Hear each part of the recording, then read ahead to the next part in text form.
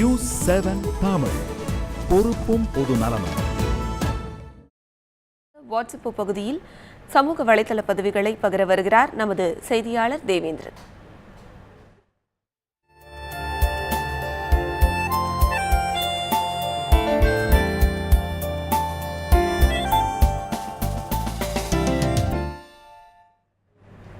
தேவேந்திரன், சொல்லுங்க, சமூக வலைதளங்கள்ல என்ன மாதிரியான பதிவுகள் இந்த காலை நேரத்தில் முக்கியமாக காணப்படுது?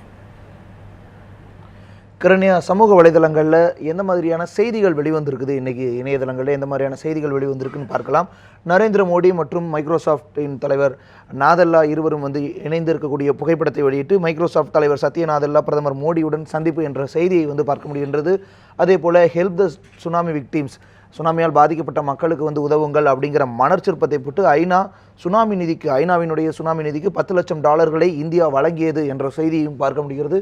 தொடர்ச்சியாக 3 தமிழக நதிகளை இணைக்க 5166 கோடி ரூபாய் ஒதுக்கப்பட்டுள்ளது. தமிழகத்தில் காவிரி, வைகை, குண்டாறு நதிகளை இணைக்க இந்த திட்டத்திற்கு ஒப்புதல் வழங்கப்பட்டுள்ளது அப்படிங்கிற ஒரு செய்தியும் பார்க்க முடிகின்றது.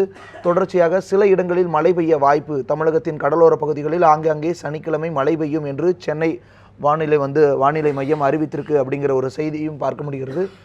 அவசர சட்டங்களுக்கு குடியரசுத் தலைவர் ஒப்புதல் அப்படிங்கிற ஒரு செய்தியும் இன்னைக்கு பார்க்க முடியுது. கிரண்யா, உங்க தகவல்களுக்கு நன்றி தேவேந்திரன்.